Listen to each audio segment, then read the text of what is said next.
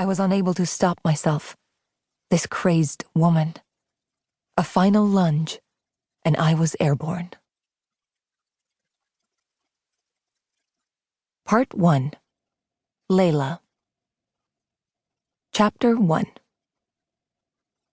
My 5-year-old mind could not identify the map drawn on my father's back and neck from the lashed scars of his time in prison. Wrapped in a beige towel at the waist, and indifferent to the water droplets sliding down across the hacked frontiers on his bare back, my father packed some of the new baby's clothes and diapers and explained in a hoarse voice that he had to run back to the hospital. Mama and my new baby brother, Chia, meaning mountain, had not come home yet, and I was impatient to meet him. The events of that day were etched in some persistent cell in my memory. Baba got dressed, absently shoved my pants and doll inside a plastic bag, and gathered me into his arms. Wrapping my arms around Baba's neck, I saw tears in the corners of his eyes and the fresh drops of sweat on his receding hairline. It was stuffy in the house, the heater still blasting, although it was well into March. "Your head is crying," I giggled and ran my palms over his sharp stubble. "Angry skin. Porcupine."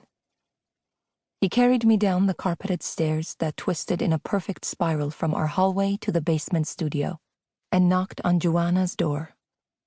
Joanna opened the door, wearing her face-wide smile. "Congratulations, Brackham." She wasn't really my aunt, but she and my father called each other brother and sister. Joanna was dressed in a loose, green, ankle-length dress and a black vest, her hair tied up in a ponytail, her red lips the color of my father's bloodshot eyes. Her golden belt jingled as she walked, its many dangling coins clinking mellifluously together.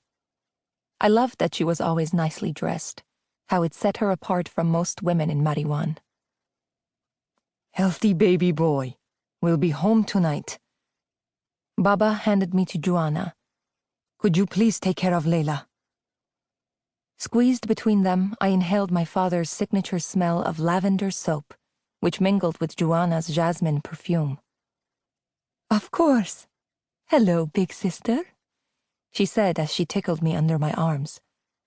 Baba thanked her and set down my bag next to the edge of the wooden door. "Did you hear the news?" "Hana?" Joanna asked. "No. Have you turned on the radio today?" His own radio was always on, its staticky broadcasts a familiar soundtrack. Joanna's radio was usually on too, but hers played only mellow music, often Sayyid Ali Asghar Kurdistani's soothing voice. She waved the hand in the air, swatting away the unheard news. "Believe me, I can live a day without tragedy, Alan. You can too. Nowruz is coming. Your son is born. And we deserve a break, Brackham, don't we?" Baba's face twitched in a futile attempt to dispel the tears that pooled in the corners of his eyes. He turned his face away and crossed the tidy room to the dim main entrance of the walkout basement without another word. "Let me get you a jacket, Alan," Joanna called out to Baba's hunched shoulders.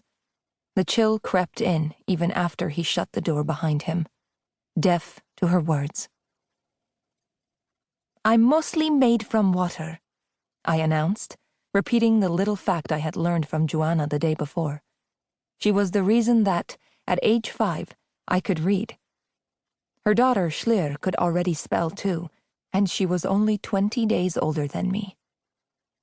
Joanna sat me in a chair next to Schleer, who was busy practicing the Kurdish alphabet her mother had taught her. A as in Azadi, freedom. H as in Hemni, peace. N as in Nishtman, homeland. Everything the Kurds were deprived of. Born and raised in her mother's crowded prison ward, Schleer had learned to focus so intently on the task at hand that she completely disregarded the world around her, so she had only just now noticed my arrival. When Joanna had been released from prison several months earlier, she and her daughter had moved into our basement while she looked for an inexpensive place to rent.